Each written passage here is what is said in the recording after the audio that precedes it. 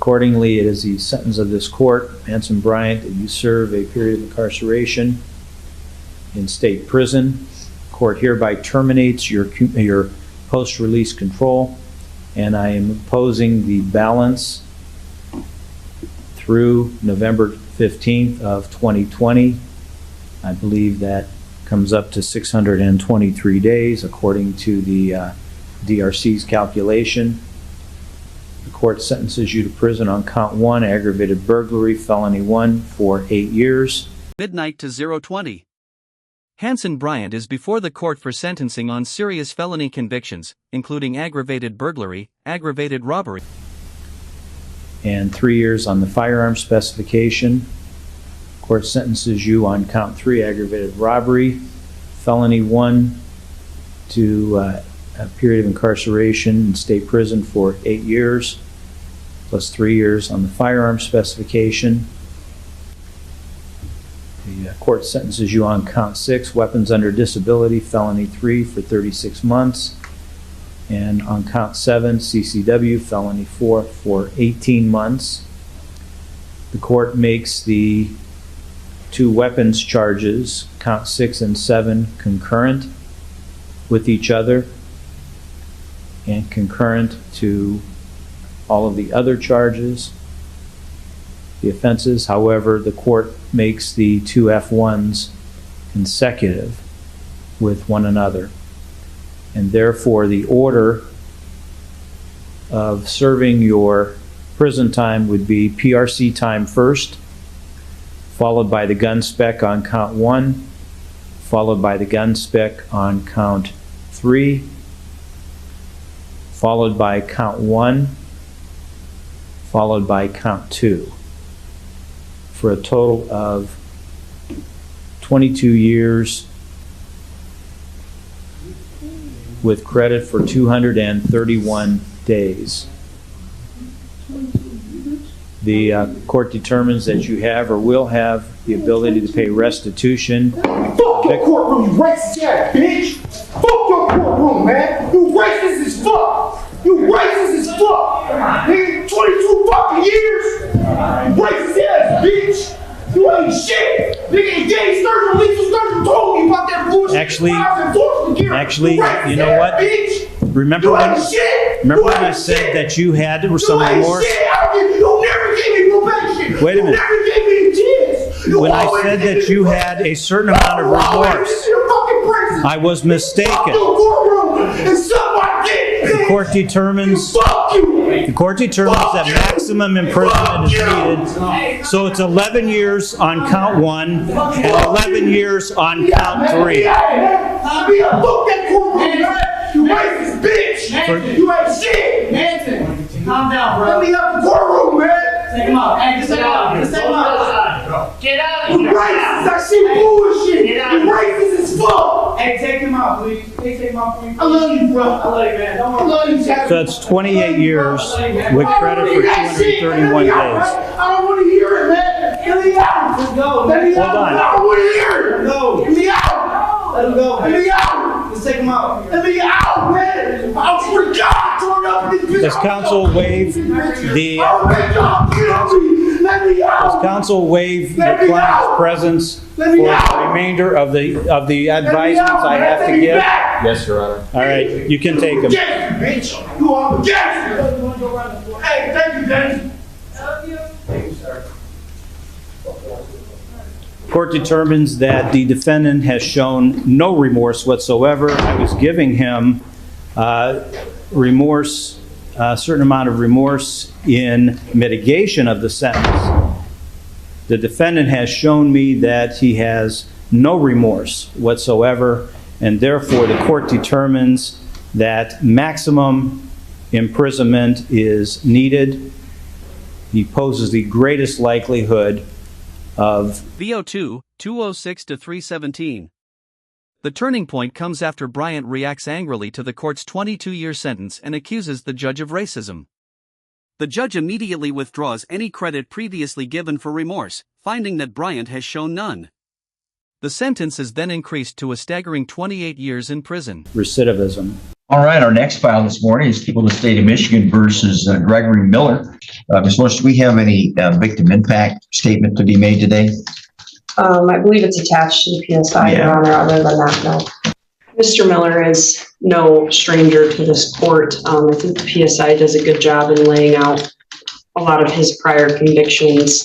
The biggest thing I noticed in here is, I would say almost all, if not majority of these, he was either on probation, parole, or bond when these occurred.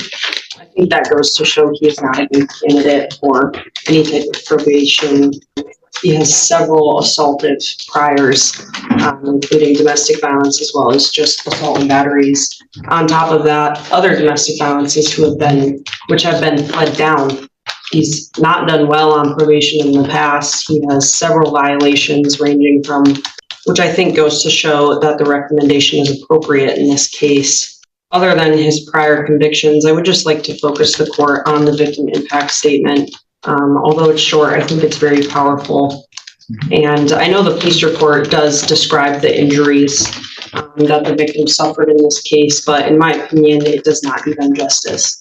The photos of the victim's face and injuries are extremely disturbing to look at. For lack of a better term, Mr. Miller did beat the crap out of her. And while I understand that Mr. Miller's underlying issue is clearly his alcohol use, Mr. Miller is very kind and polite when he's sober, but he rarely stays sober. And when he's drunk, he is extremely violent. I think he's been a danger to this community for quite some time now. So I would ask the court to follow the recommendation and sentence the defendant to a prison term. Thank you. Mr. Champion. Thank you, Your Honor. This is a situation that really highlights the issue of substance use disorders. Mr. Miller was homeless at the time, as the prosecution has. When Mr. Miller is sober and away from alcohol, he's a very polite, helpful, and productive citizen of this community. Unfortunately, when you throw in the substance use disorder with homelessness, this is what we end up with. In no means whatsoever did I intentionally try or mean to harm that woman. She is a fantastic person. She's a great human being and a wonderful woman. Hope she gets the help also that I need, and I'm going to use this time spiritually, seriously, stay sober, and do my best to stay sober. Well, the law here is for domestic violence, and it's a third offense. Typically, a domestic violence starts out as a misdemeanor, possible by up to 93 days. But I'll tell you, what I'm looking here at is a domestic violence is any assaultive battery. For instance, if I were to push a person, that is domestic violence. If I were to punch a spouse, that would be domestic violence. This damaged her retina, gave her 2 black eyes, bruised a couple of her ribs. She had a handprint on her right arm. And I do remember the pictures from this because it was a no contest plea. It's a no contest plea. I get to look at the entirety of the report. I don't know if the guidelines here are adequate. I'll tell you, I looked here at your criminal history, and this is one of the longer ones I've seen. This is your 9th domestic violence.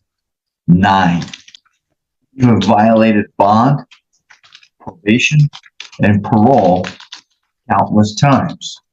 So, bond supervision doesn't work, probation supervision doesn't work, parole supervision doesn't work, going in and out of prison and jails hasn't worked.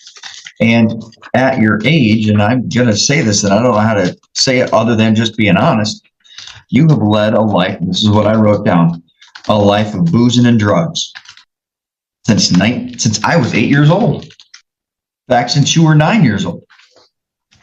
You and I are roughly the same age. We're only a year and a half apart. So I look at this and I'm just say it, and here's another thing I wrote down. You are a public drunk, right?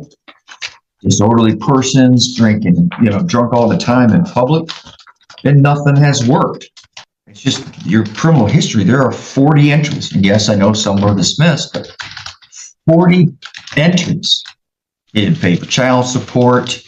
I noticed this one, when you're on probation for failing to pay support, you're arrested on new domestic violence charges. So you drink, you're drunk, and you beat up people. So you got a heck of a benefit by the prosecutor's office, and I 100% believe they probably spoke to the victim and got her permission to enter this plea. Wow. 14 to 58 months. I could have given you up to 5 years, but they brought it way down. Well, these guidelines are inadequate. I don't have to find substantial and compelling reasons to exceed them. I just have to now, by law, find that it's reasonable. And your prior history, I can't imagine any human being looking at this prior criminal history and think what my sentence is going to be is unreasonable. It's a life of drinking and beating up people.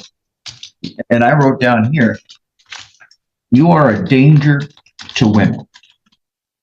And there's no reason to think you're not going to get back out and do the same thing, because it is all you have done for a long time. So, well, I'm going to get this $68 state minimum fee, $130 crime victims rate fund fee. I'm going to add $300 court cost, and because I don't know what else to do, I know what my prison term is going to be. I'm going to add $1,000 fine. Some judges will say, why? They're not likely to pay it. Every time I've seen somebody who appeals fines and costs and says it's too much, I haven't seen the appellate courts shoot it down yet. So I'm going to make you have to pay these before you can even get parole. Attorney fee, $300. No supervision fee. There's no DNA fee, nothing like that. And I'm going to sentence you to 36 to 60 months.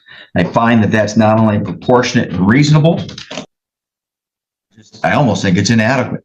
So, and it does exceed the guidelines by just a couple months, by 7 months. I think that's a reasonable choice. It's lucky that it's not higher. So that's the sentence of the court. Stop beating up on people. Oh, sorry, I take that back. Stop beating up on women. Alcohol daily, marijuana, and methamphetamine weekly. Yeah, let's hope you decide to stop doing it. And let's hope you decide to stop doing it. And you've also have been through domestic violence prevention, substance abuse treatment programs, advanced substance abuse treatment programs, and Catholic Human Services. Nothing's worked, so I'm just got to keep you away from people.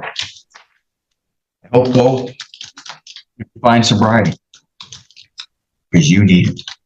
So does everyone else around you. We're here. After Bryant is removed from the courtroom, the judge makes the final reasoning clear: his conduct demonstrated no remorse and a serious risk of reoffending. The court concludes that maximum imprisonment is necessary, turning a tense sentencing hearing into a decisive 28-year prison outcome.